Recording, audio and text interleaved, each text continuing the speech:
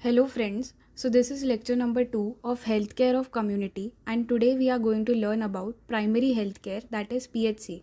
I will be discussing about what is PHC, what are its elements, and very important, the principles of primary healthcare. So let's get started. So let us first understand what is primary healthcare. So primary healthcare is the essential healthcare. This means it includes the most important health services that people need to live a healthy life, like vaccination, maternal and child healthcare services, treatment of common diseases, health education, etc. It should be based on practical and scientifically sound methods and technology. That is, it should be easily implemented in real life situation, should be based on medical research and evidences. Also, very importantly, primary healthcare should be culturally appropriate and understandable by the community and should be socially acceptable. Everyone, regardless of their social or economic status, should have access to these health services. These should be universally accessible. The community members should also be involved in giving the healthcare services through their full participation. Healthcare should not be so expensive that it becomes a burden on individual or the country. So it should be at a cost that the community and the country can afford. Community should be empowered to take charge of their own health. Example is like training the local health workers to provide the basic healthcare services in the spirit of self-reliance and self-determination. So primary healthcare is the foundation of a strong healthcare system.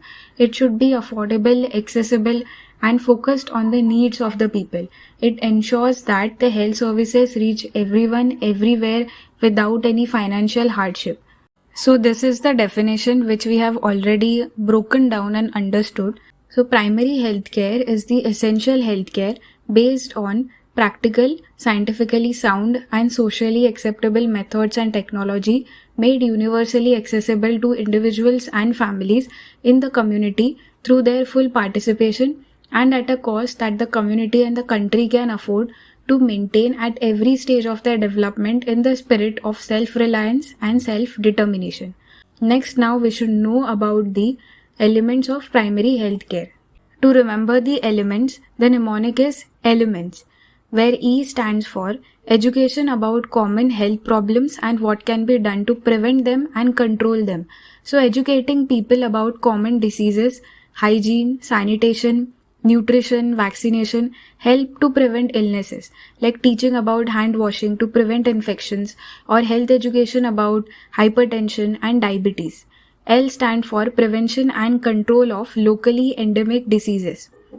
Some diseases are more common in certain areas like malaria, dengue or tuberculosis. So control measures includes vector control measures like using mosquito nets, insecticides, vaccination and early diagnosis.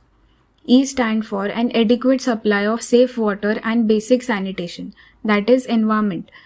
So clean water is essential for life. Contaminated water spread diseases like cholera and typhoid. So proper sewage disposal, hand washing, water purification methods can prevent these waterborne diseases. M stand for maternal and child health care including family planning. This will help to reduce maternal and infant mortality through antenatal care for pregnant women, safe childbirth practices, breastfeeding support and child nutrition, contraception access for family planning. Then E stand for EPI, that is Expanded Program for Immunization. Immunization against major infectious diseases. Now vaccination helps to protect against infections like measles, polio, tetanus and hepatitis B. N stand for nutrition. So there has to be promotion of food supply and proper nutrition. Malnutrition, it weakens the immune system, leading to stunted growth and disease susceptibility. Therefore, promoting balanced diet, food fortification and supplementations help to prevent deficiency. T stand for appropriate treatment for common diseases and injury. Primary healthcare provides basic treatment for infections, fever, minor injuries and chronic diseases. S stand for supply of essential drugs. So access to affordable life-saving medications like antibiotics, ensuring essential drugs are available in rural and urban health centers, it saves lives.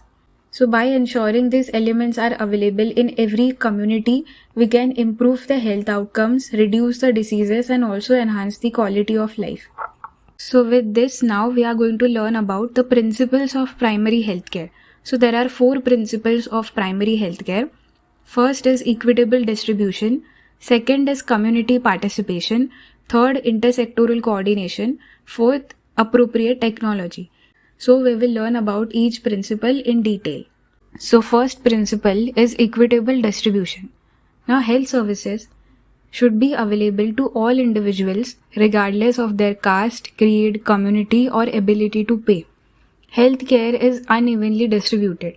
Urban areas they have better hospitals while rural areas they lack even basic health facilities. Poor people who need the healthcare the most often cannot afford it. The people who are most vulnerable, rural population, urban slum dwellers, women, children, elderly, they must get priority in healthcare services. So how can we achieve this equitable distribution? By building primary healthcare centers and sub-centers in the underserved area, by ensuring that everyone regardless of their economic status get access to the essential health services without any financial hardships. So healthcare should not be a privilege of rich but a right for all. Primary healthcare ensures that services are fairly distributed.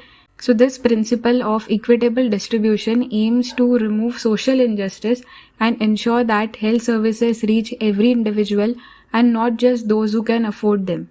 The next principle is community participation. So this is based on the fact that universal coverage is not possible without involvement of local community. This consists of active involvement of people in providing the primary health care. Therefore, involvement of people in planning, implementation, and maintenance of health services is very important.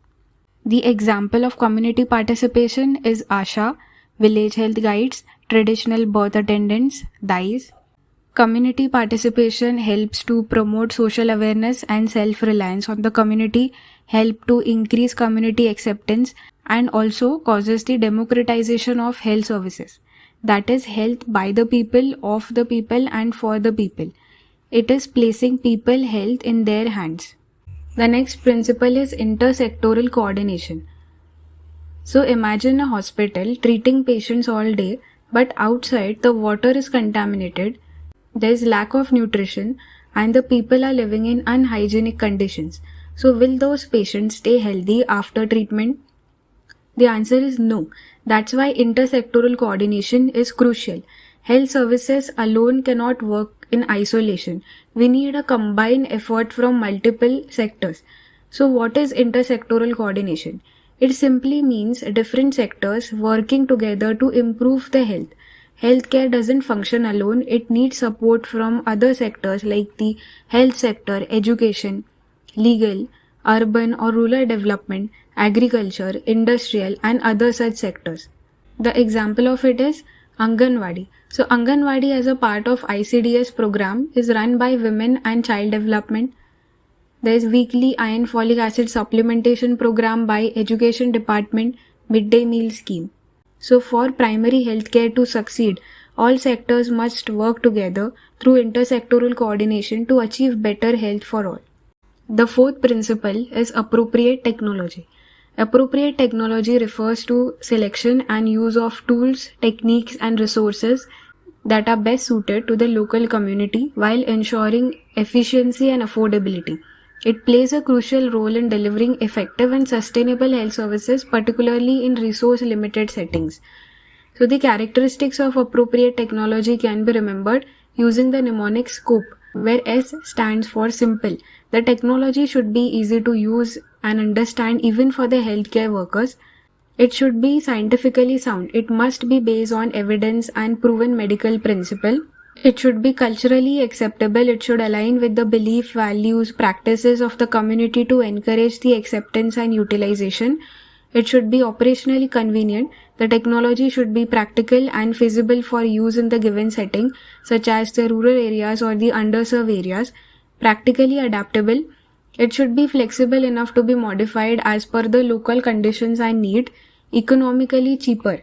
Cost effectiveness is essential to ensure accessibility, and sustainability in public health programs. So the examples of appropriate technology, it includes use of colored tapes or bangles for measuring the mid-upper arm circumference, use of ORS to correct dehydration, biogas for lighting and cooking, immunization program for preventing common childhood diseases. So with this, we have come to an end of this lecture. So let me know your answer below in the comment section. If you found this video helpful, like, share and subscribe for more.